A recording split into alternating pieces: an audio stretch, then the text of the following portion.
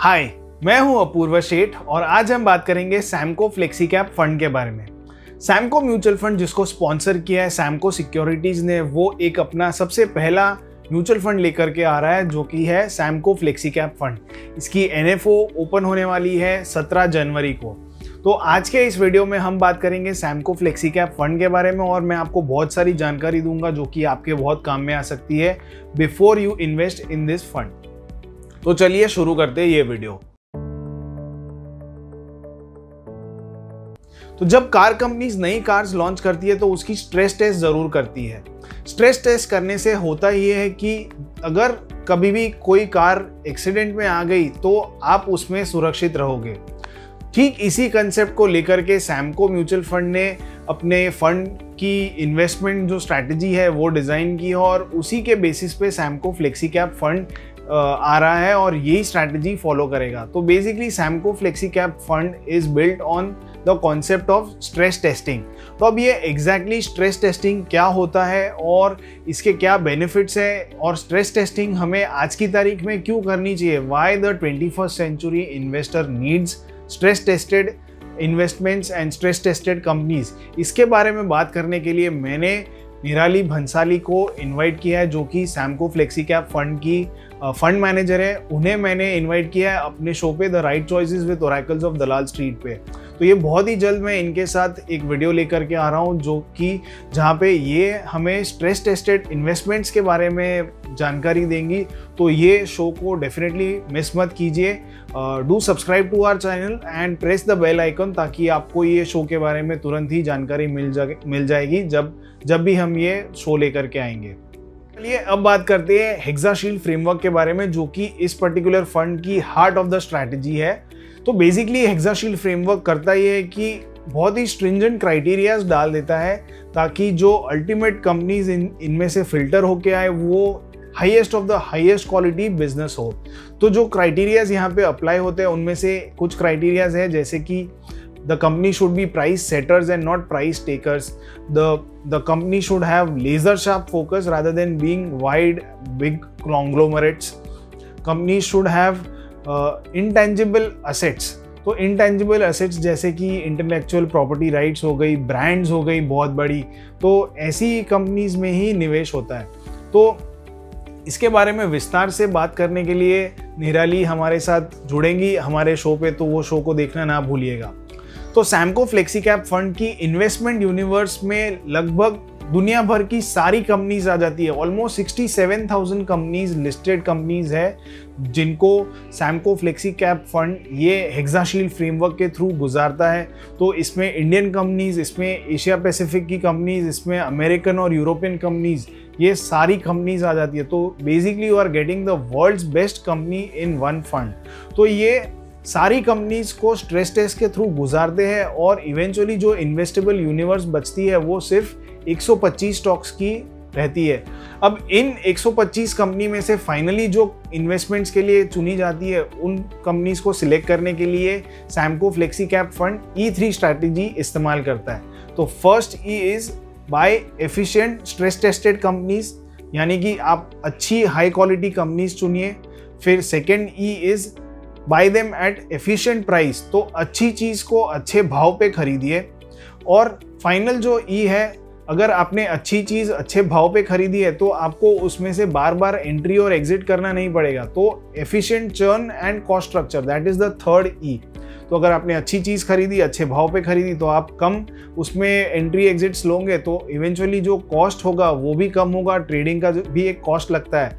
तो based on all the three things finally Samco flexi cap fund सिर्फ 25 companies में invest करेगा। इन 25 companies में से 15 कंपनीज इंडिया की होगी और बाकी की 10 कंपनीज बाहर की हो सकती है। तो सैमको फ्लेक्सी कैप फंड में 25 कंपनीज से ज़्यादा एक भी कंपनी नहीं ऐड होगी। 25 is the ideal quantity that the fund will have in its portfolio. चलिए अब बात करते हैं इस पर्टिकुलर स्कीम के कुछ यूनिक फीचर्स के बारे में। तो जैसे कि मैंने पहले बताया NFO पीरियड खुल रहा है 17 जनवरी को और ये बंद होगा 31st जनवरी को। So if you are thinking of investing in this fund then those are the 2 dates to keep in mind. इसके बाद टाइप ऑफ स्कीम है, it is an open-ended dynamic equity scheme investing across large, mid and small cap stocks. Basically 2 plans available होंगे, regular plan growth and direct plan growth option में available होंगे। Minimum application amount जो है वो 5,000 रुपये है और उसके बाद in multiples of 1 rupee there after.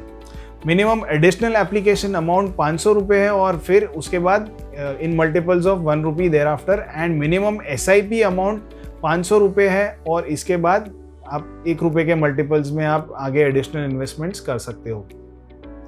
Entry load इसमें 0 है, कोई भी एंट्री लोड नहीं लगेगा। एग्जिट लोड अगर आप 365 डेज के पहले रिडीम या स्विच करते हो तो 2% का एग्जिट लोड है, और अगर आप 365 डेज से 730 डेज के बीच में रिडीम या स्विच करते हो तो एग्जिट लोड 1% लगेगा।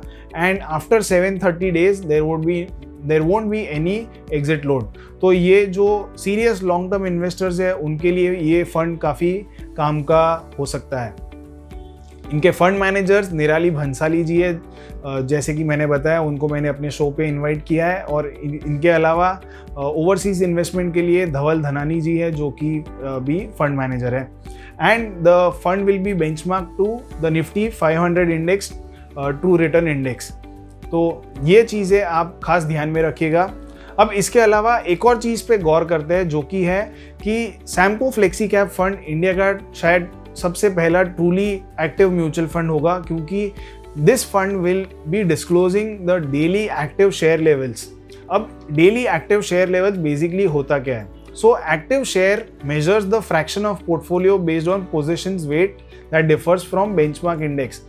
तो ज़्यादातर म्यूचुअल फंड्स जो होते हैं वो क्या करते हैं कि जो बेंचमार्क होता है उसी को रेप्लिकेट कर लेते हैं, बेंचमार्क में जो स्टॉक्स होते हैं उसी को रेप्लिकेट कर लेते हैं और अपना एक पोर्टफोलियो डिज़ाइन कर लेते हैं, and then they charge a management fee for that. So यहाँ पे आपको ट्रूली कोई अलग पोर्टफोलियो नहीं मिल रहा है, क्योंकि you are just copying the benchmark index.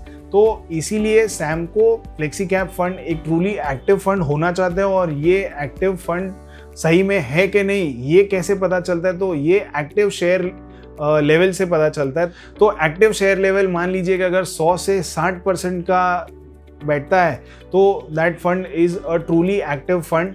अगर 60% से 20% के बीच में बैठ रहा है तो that is a closet indexing fund. यहाँ मतलब कि जो फंड है वो सिर्फ इंडेक्स को कॉपी कर रहे हैं और आपको कुछ अलग नहीं मिल रहा है। अगर आपको वैसा ही फंड लेना हो, अगर आपको वही करना है तो आप सीधा सीधा ETF ले सकते हो।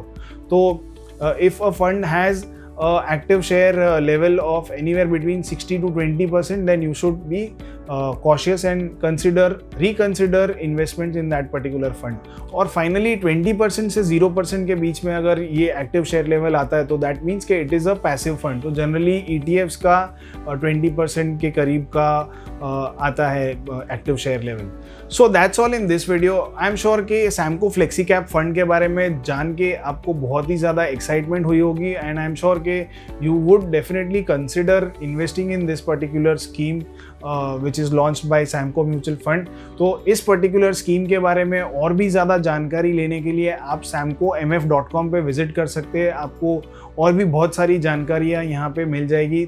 So please do visit Samco Mutual Fund's website and have a look at it। Thanks a lot and have a nice day। Mutual fund investments are subject to market risks. Read all scheme related documents carefully।